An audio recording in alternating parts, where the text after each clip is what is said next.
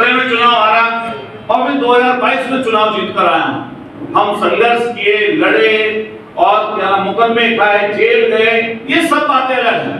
ये बहुत बार होता है, कई लोग करते हैं। आपके जिले में कितने लोगों पर मुकदमे लग रहे होंगे, कई लोग परेशानी उठा रहे होंगे, कई लोगों के कारोबार प्रभावित कर दिए गए होंगे। लेकिन ये जो साजिश चलती है, ये साजिश के तहत यादव जी लोगों से, हमारे वंशियों से जो पिछड़ी जातियां उनको अलग करने की साजिश भारतीय जनता पार्टी ने की। तब वो इस प्रदेश में सरकार में आए और इस देश में भी अगर हैं तो शूद्रों की बदौलत और पिछड़ों की बदौलत है। हमारा ये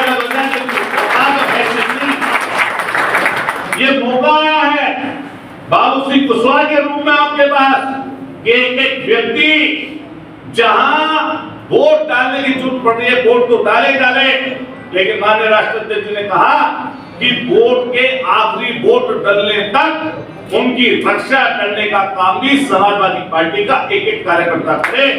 और जब वोट करना है तो गिनती तक अपने आप को मजबूत रखें और कहीं पर अगर लाठी भी उठानी पड़ेगी तो एक एक समाजवादी लाठी उठाने के लिए भी तैयार रहे। क्योंकि आप वो लोग हैं, कई लोग धर्म की बात करते हैं।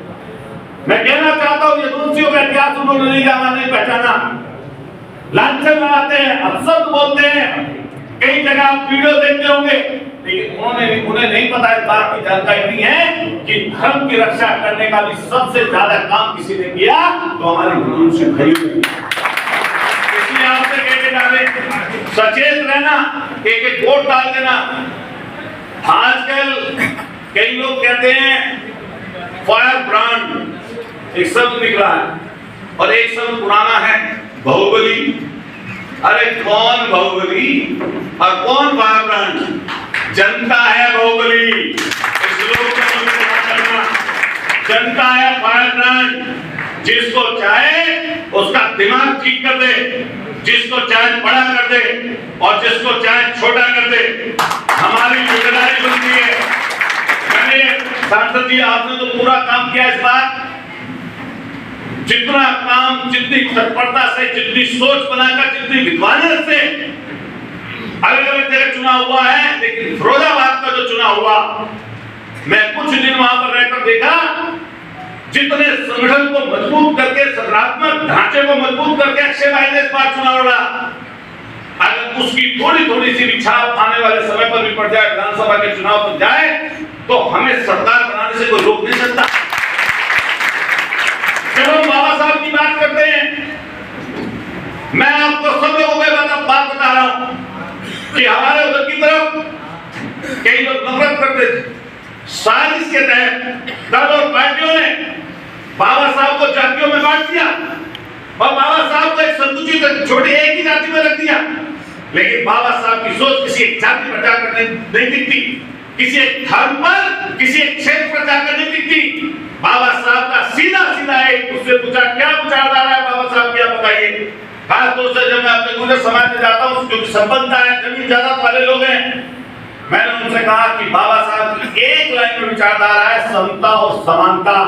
गैर बराबरी को खत्म करना ही बाबा साहब का विचार है और यही विचार समाजवादी है, यही सोच समाजवादियों की भी है। हम आप उनसे तुलना करके देखिए, हमारी लड़ाई किससे थी? हम लड़ते क्यों थे? हम सत्ता पाना क्यों चाहते थे? हम सत्ता की गद्दी पर बैठकर क्या किए? माननीय नेताजी का नाम क्यों अपनी पंक्ति में खड़ा रहता है?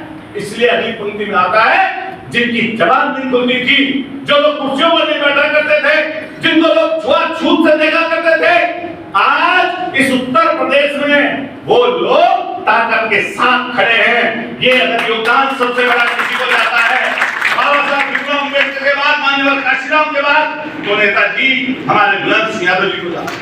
लेकिन हमको सबको मिलकर काम करना पड़ेगा। चाहे दलितों में कोई जाति हो, चाहे हमारे पिछड़ी जात का कोई व्यक्ति हो और सोच का अच्छा अपनी जात का भी अगर कोई व्यक्ति हो, सबको अपने से जोड़कर चलना पड़ेगा। लेकिन हमारे कुछ मुसलमान भाई यहाँ पर बैठे, कितनी जातियां हुई, जात के नाम पर, धर्म के नाम पर। अगर किसी के नेम प्लेट पर यादव पड़ा है, किसी का नाम अलीम और सलीम है, तो कितनी जातियां हुई। गोली मारी, नाम पूछ-पूछ कर गोली मारी नहीं है। आप जो लड़ाई कर रहे हैं, ये सिर्फ अपनी लड़ाई नहीं लड़ रहे बड़े बुजुर्गों, जवान साथियों, माता बहनों, ये लड़ाई पूरे देश की लड़ाई है। और जब देश का नाम आता है तो विधानसभा में सांसद जी बोलने का मौका मिला तो भाजपा वाले लोगों ने सामने कहा कि हमारी लड़ाई राष्ट्रवाद की। मैंने तुम्हारा राष्ट्रवाद सिर्फ झूठ का राष्ट्रवाद है। तुम्हारे राष्ट्रवाद में सिर्फ हिंदू मुसलमान के अलावा, हिंदुस्तान पाकिस्तान के अलावा तुम्हारे राष्ट्रवाद में कुछ नहीं है।